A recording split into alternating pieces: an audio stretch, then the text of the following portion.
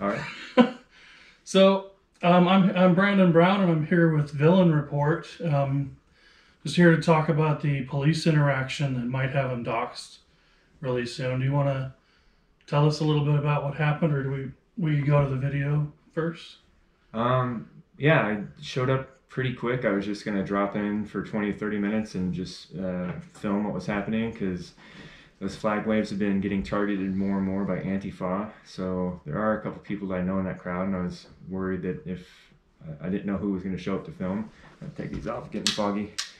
Um, and I didn't want that kind of stuff to happen with nobody filming it. I got there and plenty of Yeah. people were filming. But I did a quick walk through the area. I looked at the tent, the cook tent, and Yeah, I was seeing that the guy got kind of aggressive at you when you were at the tent. Did he recognize you, or was he oh just yeah, being like I didn't that? think he did at first, but he did recognize me. I've been there a few times, and every time it's been super. I've got video that I haven't put out that's far more aggressive than that. But I did a quick walkthrough with the Antifa side, and then I crossed the street and did a quick walkthrough with the Patriot side, and then I was walking along the curb in the road. No cars were coming for several blocks, I and always do that, just walking along the curb because you can see everybody standing there. mhm. So, was this unusual? Were there other people doing that? There was a whole group of people standing in the street at Southwest Third and Main at the southwest corner. There were several people in the road, all filming an interaction. It was getting pretty tense, Yeah. and yeah, but usually that's completely normal practice. And Well, if and they tend to ignore the interactions as well. mhm. So you can have people even getting to the point where pepper spray might be deployed, and unless something, a fist is thrown or something, I've really not seen the police jump in. So Yeah, it's just insane that they watch so many like blatant crimes being taken place, and then get me for it was improper position on a highway was the technical law. on a highway, Yes. boy, they must have that work.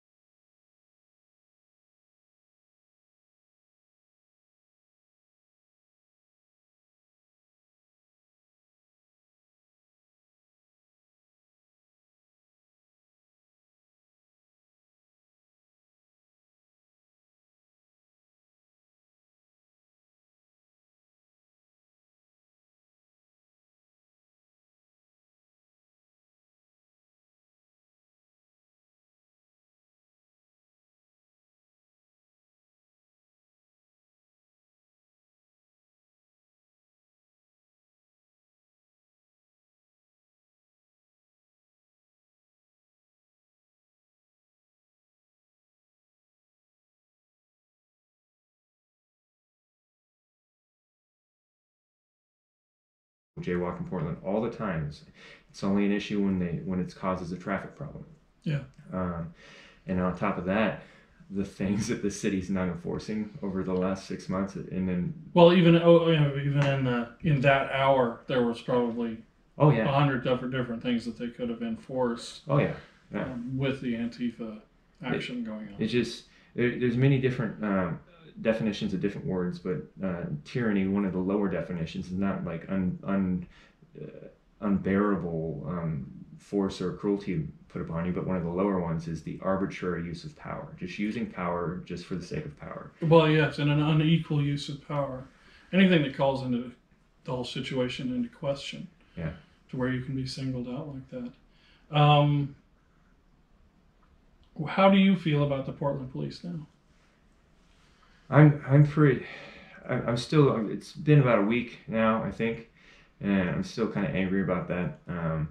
It just really bothered me. I've naturally been through most of my life distrustful police because I've just had many interactions with them where they speak down to me or speak to me as though I was criminal until they kind of many of them treat you as though you're guilty until proven innocent, which is the antithesis of the American belief system or the American what's the word I'm looking jurisprudence? for? Judicial system. Judicial is what I was looking system. for.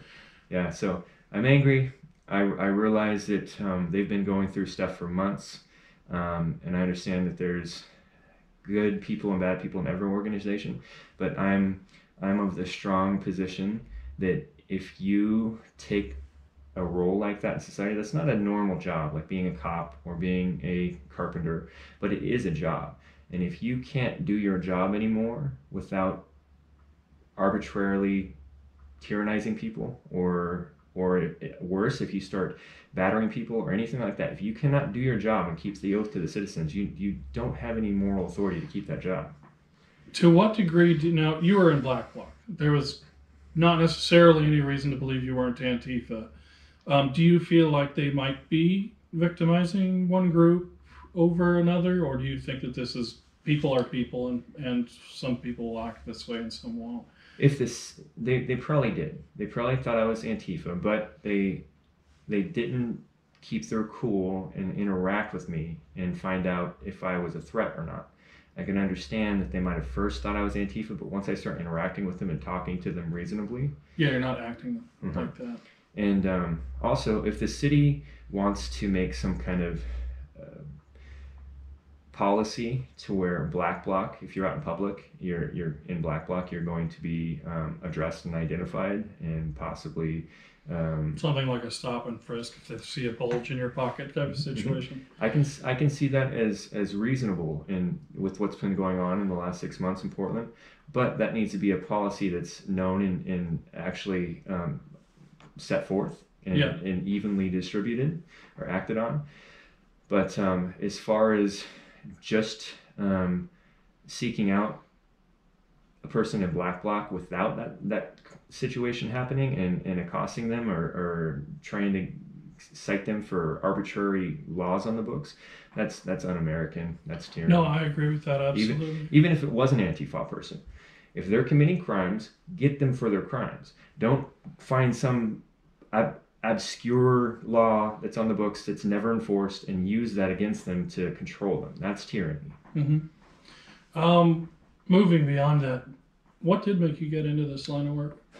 Just curiosity. I'm just a crazy person. I'm curious. I saw the riots happening in Minneapolis when they popped off with George Floyd. Yeah. At the time, they made it look like the entire city was burning down and being destroyed on the media. And granted, there was a lot of damage there. Several buildings were completely destroyed and burnt down, but it wasn't the whole city. If you really examine some of the videos, it looks like the old Flintstone cartoons or Tom and Jerry cartoons where like the news is like driving through town, but then you notice that, hey, that's a different angle, the same building they just put in there. Yeah, exactly. So I wanted to see, I was wondering what was going to happen in Portland. I went out to a political rally like a day or two before the first big riot happened downtown Portland, and I saw Joanne Hardesty speak, and the way she was speaking, I was like, wow, this is going to incite violence. These people are going to be emboldened by this. And then I went out and started watching it. I'll be honest that environment is very rare, and it's very intense and Yeah. charged. It's exciting. For lack of a more professional word, it's kind of fun to be out there. I heard the same thing from Joey Gibson. I asked him about it. He was in block the first time. Mm-hmm. He went to one of these things and actually got arrested. They thought he was Antifa. Mm-hmm. But he was talking about it like it was fun with all this stuff going on and dodging this way and that way and running. And it was just like, it seems strange to me because I'm more on the periphery of it when I go and film, except for some of these situations like the one where Swinney was pepper spraying folks. Which I'm not saying it was a bad thing that he was, because honestly, they were charging at us and they were trying their damnedest to hurt us. Yeah, that day I was there that day too. The Patriots were trying to leave. He gave them warning after warning, and they followed them block after block after block. And finally, he started pepper spraying them, and some of them started shooting them with pepper paintballs. I mean, what do? Every time the Patriots have an event, Antifa and Black Lives Matter show up there and accost them and start assaulting. And when the Patriots decide to leave, Antifa chases them out, and they never disengage until there's a great show of force or a police presence. Yeah. In that situation, they were even throwing stuff at the cars as we left. So there was no, oh, all right, well, they're saying they want us to go home, obviously. Yeah. You can't just leave and disengage and everybody has a nice day. Yeah. So, yeah, tough situation. So, So I don't think I finished answering your question. I think we got sidetracked. Yeah. So Portland Police, I think I do not trust the agency as a whole. They're not policing the city, and then sometimes they police people arbitrarily. But I know there's got to be many Portland police officers that are great people and they're good officers. But I've got to go back to my stance before all these riots and before I saw that we needed the police more than I realized before. I mean, if they're not going to all act uniform, and I don't know them personally, some officers are going to treat me horrible, some officers are going to treat me respectful. I have to assume for my best interest that I may be treated horrible by the officer that I'm interacting with if I don't know them. So I'm going to go with that assumption until I get treated better, until I find them choosing to respect me. Yeah. Sounds reasonable. And the thing is, when people have a lot of these unequal or appearing to be unequal interactions with the law, you get a massive distrust. And it lends a lot of, I don't know, viability or what the word I'm looking for, a lot of credence to this whole defund the police thing, which I'm not for in any way. I am not either. I think that, sure, there might be some room for certain training, but you can't shoot somebody in the leg because it doesn't stop them, and they might just get hit in the femoral artery. And situations like that, what can you do, really? Yeah, some of these riots we're seeing across the country for some of these black young men that have been killed, I just cannot understand the people that are rioting over this, because like some of these are just deranged, psychotic people running at the police with a clear intent to kill them, and knives or guns. And yes. the one in Vancouver, Peterson, I can't remember his first name. We were just talking about that. Yeah. I think it KP. Kyle or something. Kyle Peterson, maybe. It doesn't ring a bell, but not. I know he went by KP. He was openly saying days before, if he got pulled over on his Twitter, that he was going to open fire on them first.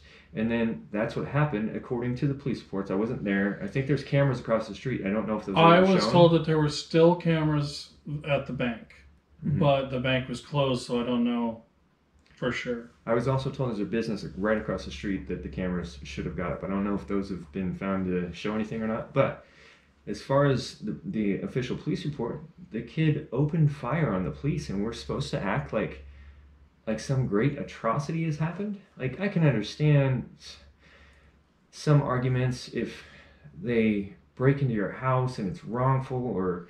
Well, a situation like Breonna Taylor, what we heard first was she was asleep in her bed, and the no-knock warrant, which it was issued as a no-knock warrant, they kick down the door, and he thinks there's something going on. He fires or whatever.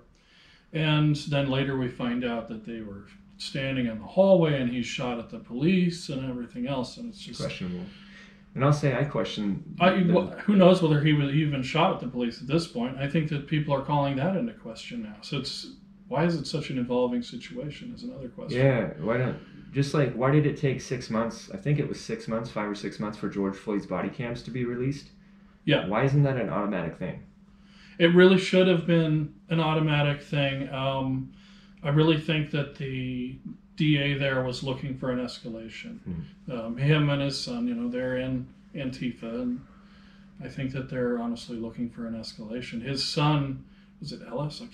Keith Ellison? It's Keith Ellison, and I don't know his son's name, but his son was walking around policing the area, open carrying a handgun in his hand. Wow. So I think about the no-knock warrants, I don't understand the viability of that. How a no-knock warrant could be something that's legal or honored. If I've got to understand. Let's say if you were going after somebody that was in like a RICO situation, and you think that there's, let's say, a bunch of Zetas in there, or whatever the situation is. In that situation, if you knock, they might just arm up. I think it was eventually, or at first, it was designed to be extreme situations where you really think that the most likely scenario, if you knock, is for them to be more prepared, instead of acquiescing and saying, hey, come, whatever, or, just being in a more safe situation. In general, though, I would say that I don't see that it makes it any safer not to knock, unless it is that extreme situation. Yeah, I guess I was more thinking that they must have a warrant for like serious probable cause, and they're trying to stop the evidence from getting wasted. And then I would think that's too extreme for probable cause. But that makes sense if they're trying to surprise somebody that they've got a really good case on. But then again, I mean, if you've got such a good case on them that you can go in the nighttime and kick in their door and start shooting without knocking, I mean, there's got to be better ways. And I was really disappointed how they took Michael Reinhall, the person that shot Jay. Yeah. I don't understand I don't know how his name is pronounced exactly, but didn't he pull a gun on them? That's what the official story is. He started shooting and they got him. But why not watch him? We're the most powerful country in the world as far as military power and training for that kind of stuff. How could we have not with that much national attention on that guy? How were we not able to take him in peacefully? I think we probably had an idea where he was, and we're waiting for that situation. And then there was so much pressure to get him now, all the way from the top, all the way from Trump and everybody else, that we had to do it. At least that's just an assumption. I don't know what the situation was. But yeah, he was also a meth head. We haven't put that in the account, and he. I didn't even know. Yeah, everybody that knew him said that, but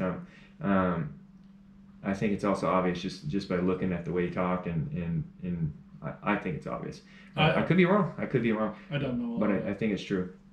But he was the people that said that they had interacted with him in the groups, the riot groups, said that he was not an example of them, and he was a loose cannon. And he was just kind of off. But well, looking at the videos, it looked like he was working with somebody. What do you think about that? Does it appear that way to you as well? Oh yeah, that tall black man that's next to him when he walks up. That guy is clearly identifiable. He's in many videos, and he's not been arrested. That's insane. Yeah, as far as I know, he hasn't even been talked to. But that's I don't insane. know. Yeah. So yeah. So I will treat police respectfully when they treat me as respectfully. I don't see myself as a subject to the state. I see the state subject to me. And if I'm not harming anybody or committing any hindrance to other people's lives, then I should be left to go about my way. And if a cop's just going to harass me, I'm not just going to treat him as though he's got more honor or respect than I do if I would treat somebody that way. So yeah. Moving on to something a little different. I was a little surprised. I was listening to your live a while back, and you really opened up about your transgenderism. Mm-hmm. And what made you decide to go public with that? Well, that's something I've struggled with my whole life, and I've wanted to have a more open societal dialogue on that, because when I was young, the society, the conservative end of society controlled that dialogue, and it was kept in a closet and kept quiet and repressed. And today, I think it's flipped completely to the other side, and we're not having rational discourse about it, and I think that people are getting hurt by that ideology. I do think there's something really missing in the discourse, because what I see is this gender ideology, and people will speak out against that. And then when I'm commenting against gender ideology, it's more about changing things in the system, and changing the way words work and so on, like what you see in academia. I'm worried that I might make some of my friends like Alyssa upset because I'm commenting against what sounds like I'm attacking against transgenderism or something like that. But I'm not. It's that I'm not a fan of the gender ideology, and it's hard to separate the two sometimes. How do you feel about some of this conservative discourse against the gender ideology? I find that most people fall into two camps. Either they think it's purely an act of will or perversion, and perversion in the sense that it's bad, and they will talk crassly about it. Or the other side of the camp that I see, that's completely celebrated, and there's no rational discourse allowed to have around it. It's just whatever they say is true, it's true. It's kind of how the conservatives make fun of the left and say, "Oh, I identify as an attack helicopter." Mm-hmm. They're making fun of the idea that there's this sense that you're not allowed to question things. Like, sure, live your life however you want to and have whatever your beliefs do, but why do I have to consent or verbally consent to agree with your beliefs? Like, you can say that if you're a biological man or a woman, that you want to be treated as the other way, or you are the other way. Well, you can even say... I'm sure a lot of people will cooperate that no matter what their beliefs are. There's certain people that won't. And I'm a little bothered when somebody's offended by that, you know. I'm not, obviously, I should say obviously, I'm not transgender or any of that situation, but the people that I've known that are, they're just normal folks that are trying to live their lives. So I've met quite a few of them that are extreme activists for it, or they come off that way. Excuse me. Yeah. And I've even with my own history and trying to talk to them about that sort of thing, I have tried to share my perspective, and I get treated like I'm a bigot, and I'm just like, live however you want. I don't believe your path. I've obviously chosen a different path, but it's just met with this harsh backlash for not agreeing with them. And I kind of understand why, because for a good part of recent history, people with divergent lifestyle inclinations were forced in a closet, and that can be an existential crisis to where you have to keep things inside your private home or inside your head, and that doesn't really give you freedom to work out those psychological things. And so anybody trying to push you back into that closet, you're going to meet that. Well, even if they're not, there's this fear that this ground has gained. We now get to figure out our lives for ourselves in public, and we have that freedom. So somebody questioning the beliefs you hold that are making you go down this road might make you fear that that'll happen, that they're also going to push you back into that closet. Did you have anything further to say on that, or is that... I just think that we should have more discussion about this. Like, people can disagree. It's fine to disagree. We need to let people talk without hating each other for coming to different agreements. And I think that, I mean, if you're not directly hurting somebody, or if somebody's not directly hurting you, it's nobody's business to step into their will and their life and change their behavior. What about when you say, when I think of directly hurting somebody, there are some people that are going to feel hurt if they're not allowed into, let's say, a woman's space, traditional woman's space.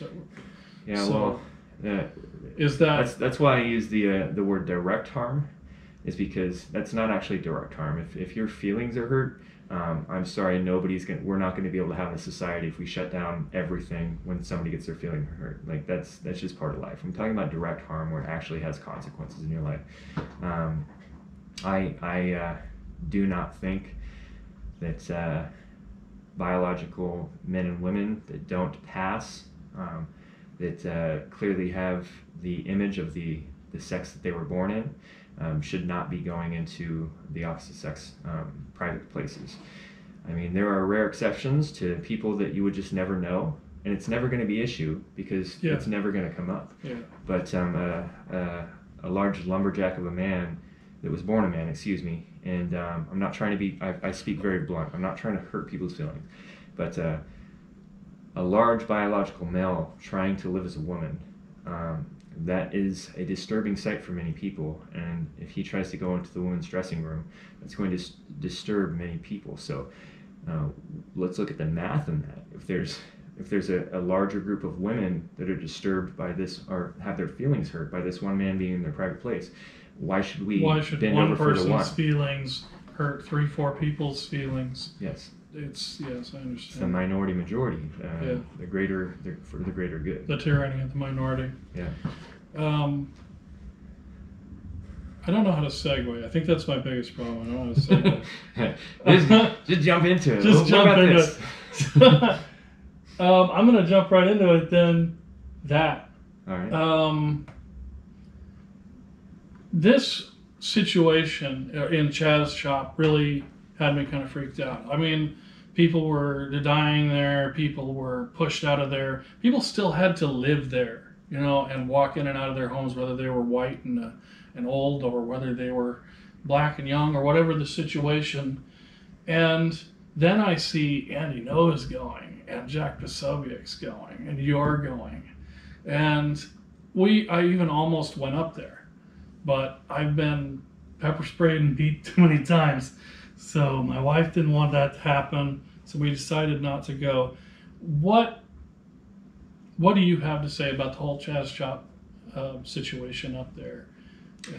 It's crazy. I went up there because the media was making a spectacle of it. Somebody sent me something from John Oliver, and then somebody sent me something from Tucker Carlson. Well, that's going to be diametrically different. But they were both being insanely salacious and just hysterical about their reporting. It was not factual reporting, and I was just like, this is ridiculous.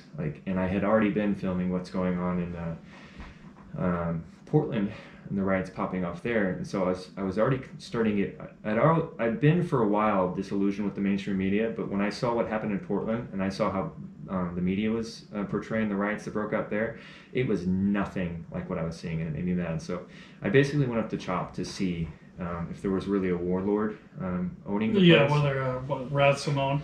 And if they were IDing people at the point of AKs as they entered and exited.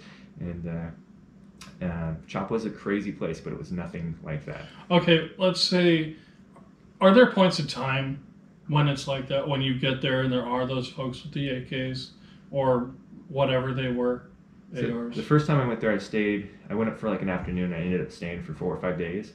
One evening for about an hour, I saw what I think was probably the John Brown Gun Club walking around. There were several soldiered up Antifa types, but they were, I guess they were Antifa types. But could they have been Boogaloo? I don't think so. I've just started looking into Boogaloo, and I'm highly suspicious if that's even a real thing. I assume they were the same as Redneck Revolt or John Brown Gun Club. I think it's a scam. I think they're just anarchists. No, there was I can't remember his name. The black gentleman was older, and he had a big role to play in CHOP. Yeah. He tried to calm things down a few times, but he was open carrying with them, and I wouldn't call him a right-leaning person at all. But the people that I saw with them did not seem right-leaning at all. They seemed like left-wing. No, I don't. Even if Boogaloo is a real thing, I'm trying to figure out. I honestly didn't think it was for the longest time, and then some people pointed out some stuff that was more recent. I'm like, okay. Well, I just watched some videos on it recently. Yeah. I'm not. Call me a conspiracy theorist, but I'm not sure if that's a natural thing that's coming up or if that's a government op. I hadn't even thought of it from that angle. I assumed there's it was a just lot of Antifa people that are types. claiming that it's a op by the feds. I don't know. I'm just keeping my mind open and just. But I do not think that that gun group was right leaning from my point of view. Yeah, the John Brown Gun Club is definitely not right leaning. Yeah, so that only happened one time there that I saw. Well, then I went back, and then they had the shooting. There were gunmen running around everywhere. You say they were running around everywhere, so is it kind of like here when you've got a riot and you kind of know who the enforcers are that are going to come up to you and harass you and all that kind of thing, but now they're armed? Or are these slightly cooler heads? It didn't seem that way when I watched this. The ones that are in my video that I'm following around, there's a black man with dreads, and I believe a bald black man, and a couple other that were running through the area on my camera. Yeah. But then you'll see a bunch of the other types when I come up around the corner and come up on the scene of the shooting. There's some random guy that's got an AK, and it's just a bunch of random people that got an AK. I think most of the security people were at the police precinct area where they were trying to get everybody to go to. Okay. But yeah, there was plenty of people running around with guns, and a lot of them, not many people knew. There were plenty of people that got accosted with guns. Misunderstanding? Do you feel like this shooting was a misunderstanding? I think it was a gang turf situation. I think there was the two boys in the Jeep, as far as I understand, were trying to get street cred to get into a gang. They were living in the park there. I think it was the Crips they were trying to get into. And then there was another group, I don't know who they are, that was driving around shooting magazines into the air, and I don't know who did that. So did these kids actually shoot? I don't think so. I didn't think they There was did. never any proof that they had any guns. From what I saw on the Jeep and from what I've heard reported, there's no signs of fire coming from inside of the Jeep. The windows were rolled up. There was no exit bullet holes, as far as I understand, as far as I saw. So I think the boys were unarmed, and they stole the Jeep to get gang cred. They were trying to get back into CHOP to avoid police pursuit, and they were unfortunately doing that while somebody else was driving around in the area and reported SUV shooting guns. So yeah, so they probably thought that they had been the ones shooting. Yeah. What a shame. One of those kids is still alive. Is that the one you helped in the car? Yeah. I haven't been able to confirm that. Do you know if that's true? I thought he was. I wonder now if I'm wrong. He survived that day to the hospital. The other boy died on scene, or just a block away with the fire EMS. But he made it to the hospital safe. I'd be surprised if he did not eventually die, if he ever makes a healthy recovery. Wow. I thought that I had heard that he was alive about a week later, so I just made the assumption. I don't know. Yeah, I haven't ever really gotten a straight answer on whether what his outcome was. Where do you see this going? The riots in the state of society. It seems to have a nice little sine wave going. Slow down a little bit. It's funny. I was just talking to somebody on an interview about the same question, but this question comes up every time people are interacting like this. People want to know whether there's a civil war coming, and I'm just telling them, yeah, it might be here. You just aren't looking in the right spot. Yeah. Mostly it's not. Yeah. And I think the reason why everybody's acting like that or asking that question to everyone is I think there's something that's happened in our society to where we've lost the ability to predict the future. And that makes it sound like we're psychics or something, but you have to have somewhat of. People want to feel an actual pulse on the ground because they don't trust the media. Media trust is just gone. People don't have it. It's like trusting Congress. It's right about that level. Yeah, I don't know. I think the riots we're seeing are so artificial. Like if this was something that was a real grassroots movement and the power that they were building was what was keeping them from being prevented from being put down, then that would be one thing to look at it. But these aren't super powerful movements. The police didn't abandon the East Precinct and shot because they got overwhelmed. They abandoned because the city ordered them to abandon the building. where the rioters in Portland aren't being they keep coming out because they're not being prosecuted. They're being caught and released. They're not receiving any consequences from this. Yes, I absolutely agree with that. I don't understand what the DA is trying to do, although he does seem to have some connections with Antifa. So. Oh yeah, I call him Commie Mike. Yeah. He's as far as I'm concerned, he's Antifa. Yeah, I agree. Absolutely agree, because we could have been done with this a lot sooner if his prosecutions had any teeth, or he was bothering to try to prosecute it. The Multnomah County Jail is largely empty right now. Yeah. I'm not surprised that we got COVID going on. It's convenient. Yeah. Convenient time to empty the jail for COVID so that we can have riots. What do you think about COVID? I mean, I don't want to make you sound like a conspiracy theorist, but a lot of people really kind of distrust this whole COVID situation. I don't trust it. It's a real molecule. It's been around for a long time. We've got a new strain. I do believe this strain came from the Wuhan lab. There's plenty of reason for any rational person to conclude that. A lot of people think it came from the lab. I agree. I thought the same thing. Brett Weinstein.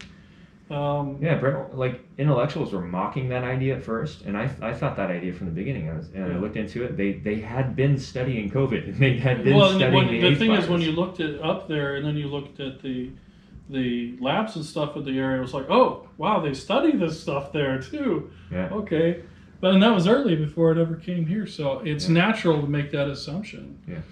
So I think it's, unless there's some long-term thing, like some people have like a few fringe theories, or that this is going to be like a new AIDS-style virus, and it's going to be a long-term detrimental thing to your body. But as far as right now, what we're seeing, I think it's ludicrous that this is being the economy and the nation's being shut down for it.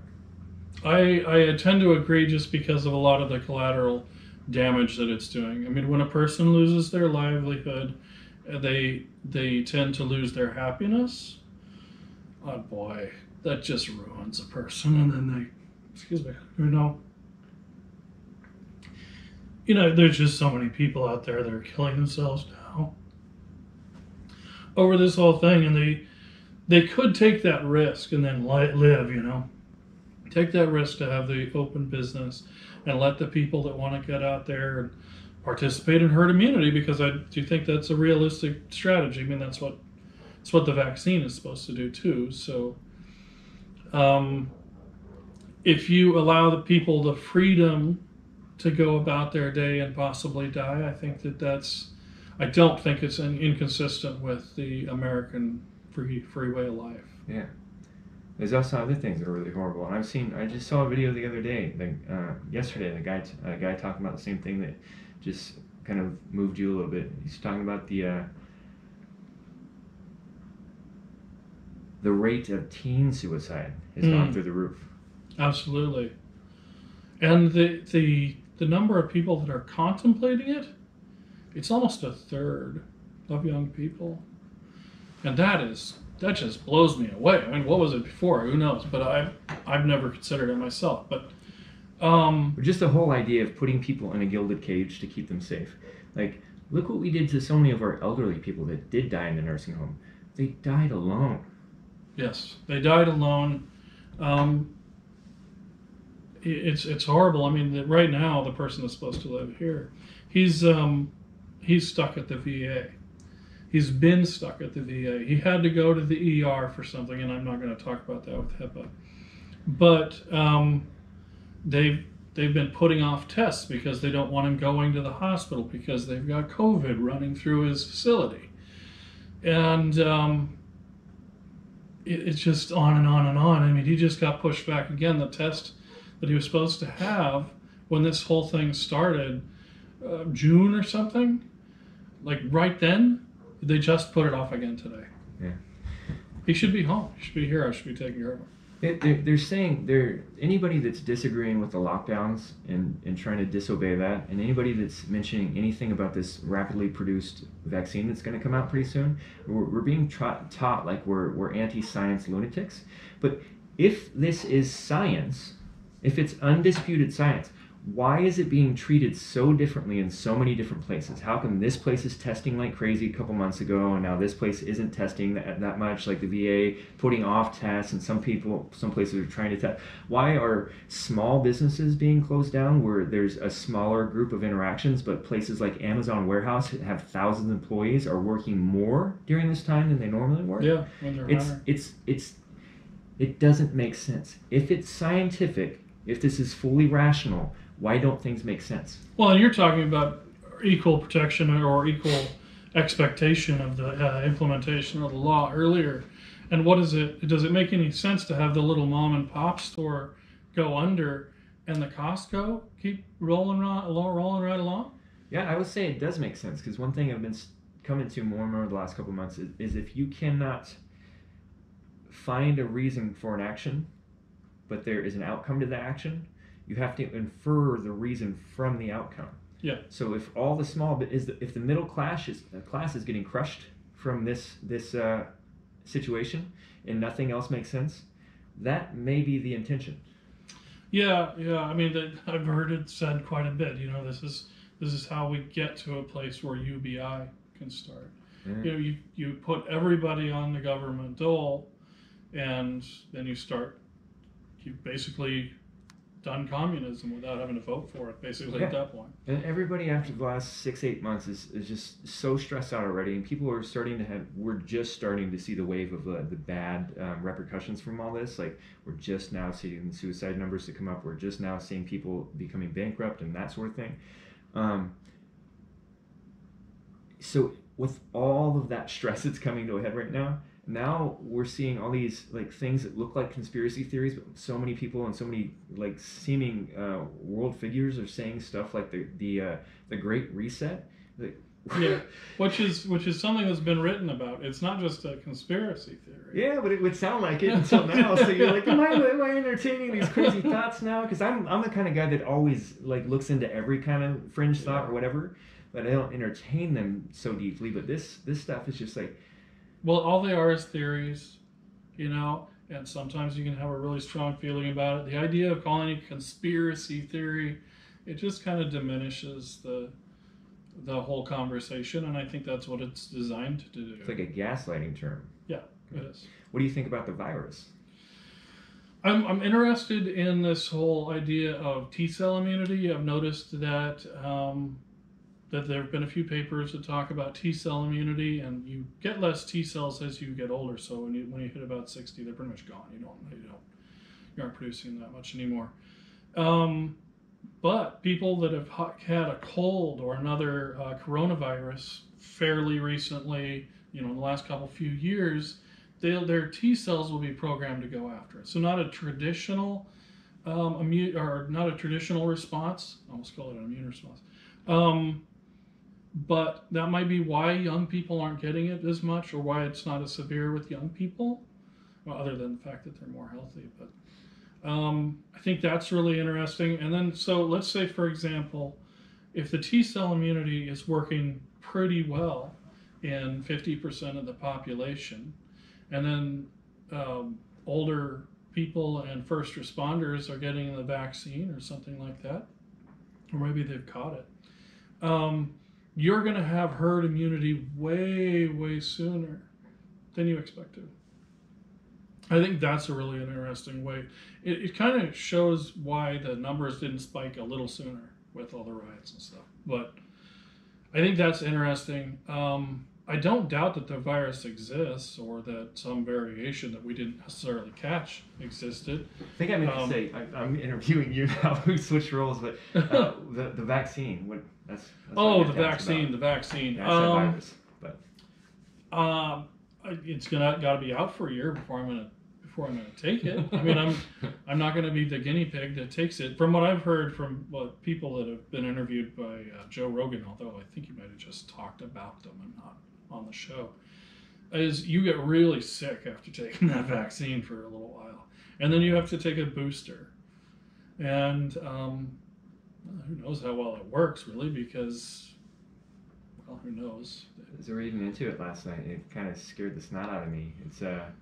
it's an RNA. A lot of Oh, people an are, RNA. Okay, a lot of people are questioning pretty promising. whether it's even appropriate to call it a vaccine, and it like gets your cell there. Your cell has this thing that points off of a cell, and it's using all the wrong keywords. So hopefully I'm talking to my audience, but it's got like a spike or a key that points up out of the cell, and that's where the coronavirus attaches to. Yeah. So this RNA comes in there and kind of pinches that and like gets it to pop off and reproduces itself and keeps sending that key. And so you're just reproducing that. And so the antibodies go and attack it like crazy. So I don't really understand it. But I'd read a lot about RNA, the idea of RNA vaccines like 10 or 15 years ago. I thought that idea seemed really cool, but I don't know enough about this kind of stuff. I'm a little concerned that the one that we're going to go with, and there are a couple of vaccines, maybe we won't go with this one. In order to transport it, you've got to pack it in dry ice. You got to never let it warm up, and then you got to inject it pretty quick. It's got to be kept a lot cooler than any refrigeration that we have basically at these places. So just shipping it to CVS or whatever and distributing it from there becomes, okay, well, we got to get some special equipment over there, which we can do. We're America. We can accomplish that. So you're going to do a year. You're going to wait a year? Because that's not long enough for me. I want to wait till I'm absolutely sure it's not the key virus. I'm going to wait a year. I'm not fearful of the virus, really. I was extremely careful early on. I had gone to Seattle or near Seattle, kind of near where that guy that had it first was back then. Mm-hmm. And then when I came back, I was wearing a mask. I was the only one wearing a mask. I had gloves on. People were like, what are you wearing a mask for? Mm-hmm. I was an alarmist about it at the beginning, but then... we were probably watching the same videos, people falling out in the street and everything. What happened to all of that, know? I know that causes some blood clotting problems. Is that what happened? I don't know. Or all the videos of the nurses in China and saying that videos of the hallways being filled with dead bodies and the nurses saying like hundreds of people are dying in our hospital a day. Like I was watching people with shovels scooping up cell phones and and burning those. Just because that was all the people that are left behind stuff. And then if you look at videos of China right now, nobody has a mask in the store. So there's no way that nobody has it anymore. People probably have it. It's kind of conversations like, that's it. I'm going to leave my phone and my computer. I'm going to go live in the woods. This is making me crazy. Yeah, I'm not even concerned anymore. Obviously I'll wear my mask in a store because I don't want to be rude. Unless it's a store where I know that they aren't going to bother me. But I won't tell you which one that is. Yeah, I'm not concerned anymore. Yeah. I'm concerned for my family, though. If my mother were to catch it, she probably wouldn't make it. If her husband caught it, he's had stage 4 cancer and beat it, but his lungs are toast. If he got it, that'd be the end of him. I mean, it's bad cold would be the end of him. Yeah. So they can't catch it. Like she's not taking. She washes, sprays the mail, disinfects the mail. They wear gloves to touch anything that gets delivered until it's disinfected. She hasn't hardly been out of the house since this whole thing happened. So, boy, I hope they'd figure out something, but I don't expect them to. And lockdowns don't work. So. Yeah. Doing another one because the first one didn't work. Yeah, 15 days to slow the spread. How long did that last? I mean, 8 months. 8 months. Yeah. And now we're on our next 14, 15 days or whatever. Yeah. And somebody was quoting some health official that said, we're really going to have to see how well this worked so we can decide what we need to do over Christmas. I'm like, oh my God, you're going to steal Christmas too, you fucking Grinch. I mean, what is that's going to be a meme. Oh, Lordy. Yeah, they've got I was going to go, but things happened. They've got a lockdown protest down at Seattle, or the Salem City State Capitol. That's the words I'm looking for. Is that going on today? Yeah, that was at 12. Okay. Yeah. I haven't been to a whole lot of those. I just am not vastly interested in lockdown ones. I like the ones like Joey Gibson will do something where, like the Hug-a-Mug Diner, I went to that opening, and they brought all the Patriots in, and then the Patriots helped like wash dishes and keep the place going until the food sold out, and just got that business open and going again. And it was a show of force. Like, you're not closing this one down. And from what I understand, they haven't been bothered again. So I don't know how well that worked. I mean, they're trying something similar in not Manitoba, some barbecue place in Canada is trying to do the same thing, but they've told them to shut down, and they're talking about giving them a $100,000 fine for staying open. Wow. But they're doing the same thing as far as a lot of patriots are coming out there.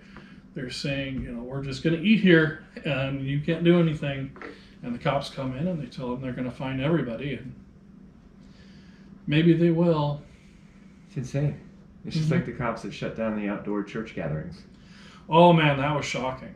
That's dystopian right there. They're outdoors. Yeah. And half the time these cops will come in and they're not even wearing a mask. They don't believe in what they're doing, so why are they doing it? So, yeah. That was another one Joe Gibson, I think, went against. Yeah, I didn't hear about that. I would have liked to go film that. Yeah. I knew he was going. I couldn't afford to go up there. Not a whole lot of hours now with this whole thing going on. Underemployed. Haven't tried to get any kind of unemployment or anything. It's weird. They seem to be giving unemployment to hookers and stuff. And I'm not even kidding. I just don't know. Yeah. I heard that. I mean, honestly, like we've got to have it one way or the other.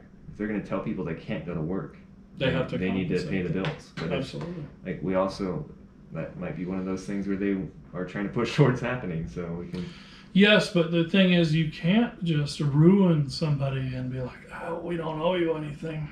Yeah. It was all for the greater good. It's like, is it the greater good for me? Yeah. I don't have anything anymore. It's a scary thing about utopian systems is that the parts are interchangeable and you're just one of the parts. Yeah.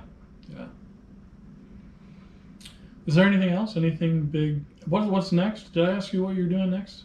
Right now, I'm going to take a little break and take a little relaxation for a little bit. But I am planning on being in DC on the 12th. We're gonna have another event up there. Is this the Stop the Steal or? I haven't heard too much about it. I just heard something that's going on in DC, so I'm gonna try to go there.